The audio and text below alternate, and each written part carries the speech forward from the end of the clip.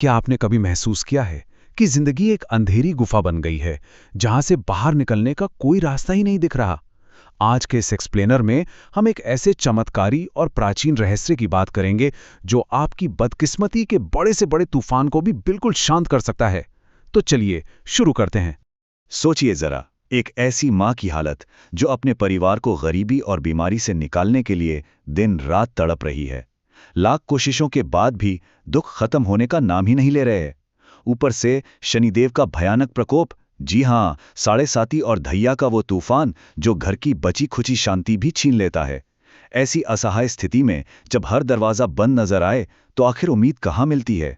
देखिए, यहां से आती है उम्मीद की एक किरण। पीपल के पेड़ में देवताओं का वास होता है और यहीं से शुरू होता है हमारा पहला अध्याय।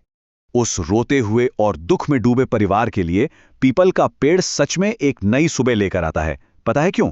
क्योंकि ये कोई आम पेड़ नहीं है। शास्त्रों की अगर हम माने तो इसकी जड़ में साक्षात भगवान विष्णु, तने में केशव, शाखाओं में नारायण और पत्तों में हरि बसते हैं।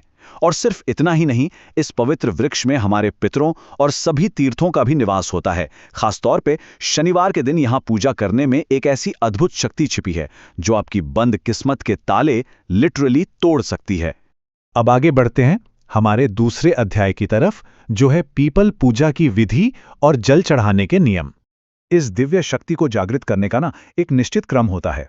सबसे पहले एक तांबे का लोटा ले लीजिए, फिर उसमें थोड़ा जल, दूध और गुड़ मिलाकर एक पवित्र मिश्रण तैयार कीजिए।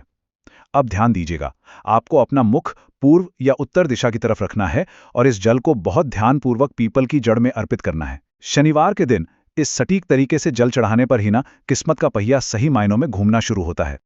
लेकिन रुकिए, यहाँ एक बहुत ही कटी और जरूरी चेतावनी है।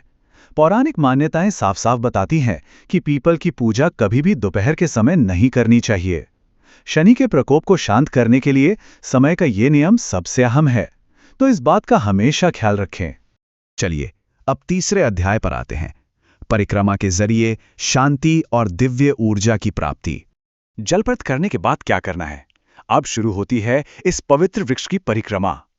और यहां एक अंक बहुत बहुत महत्वपूर्ण है, 108। देखिए, ये कोई नॉर्मल गिनती नहीं है दोस्तों। पीपल की 108 परिक्रमाएं कर्मकांड में सबसे शुभ मानी जाती हैं। ये एक ऐसी क्रिया है जो शनि के कठोर गुस्से को सीधे कृपा और आशीर्वाद में बदल सकती है। पर अब शायद आप सोच रहे होंगे कि अगर 108 बार घूमना संभव ना हो तो क्या करें? तो घबराने की बिल्कुल जरूरत नहीं है। भक्ति में हमेशा लचक होती है। विषम संख्याओं में यानी ऑड नंबर्स में, जैसे 1, 3, 5, 7, 9 या 11 बार परिक्रमा करके भी आप इस विधान को आराम से पूरा कर सकते हैं। सच्ची श्रद्धा होनी चाहिए, इसका लाभ सभी को मिलता है। अब बढ़ते हैं चौथे अध्याय की ओर, संध्या का दीपक और सरसों के तेल का चमत्कार। जैसे जैसे दिन ढलता है हमारी कहानी सबसे रोचक मोड़ लेती है। ढलती हुई शाम और पीपल के वृक्ष के नीचे जलता हुआ सरसों के तेल का एक छोटा सा दीपक। सोचिए, ये कैसा अद्भुत दृश्य होगा। ये छोटी सी रोशनी दुर्भाग्य के घने अंधेरे को चीर कर रख देती है। शाम के वक्त ये दीपक जलाने से न सिर्फ शनिदेव शांत होते हैं, बल्कि माता लक्ष्मी भी खुशी और समृद्धि के साथ आपके घर के आंगन में प्रवेश करती हैं।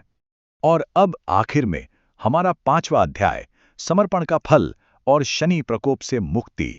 अंततः उस अटूट विश्वास का फल उस बेचारे परिवार को जरूर मिलता है। उनके दुख, उनकी बीमारियां सब बेहतर स्वास्थ्य और खुशियों में बदल चुकी हैं। और यही सबसे बड़ी सीख मिलती है कि श्रद्धा से किया गया व्रत कभी व्यर्थ नहीं जाता। ये बिल्कुल सच है। अगर सच्ची भक्ति और अनुशासन हो तो जिंदगी की बड़ी से बड़ी समस्या का समाधान मिल ही जाता है। तो आप ही बताइए, क्या ये अद्भुत प्राचीन ज्ञान आज के इस कठिन और भागदौड़ भरे दौर में भी हमारा सबसे बड़ा मार्गदर्शक नहीं है? एक बार सोचिएगा जरूर।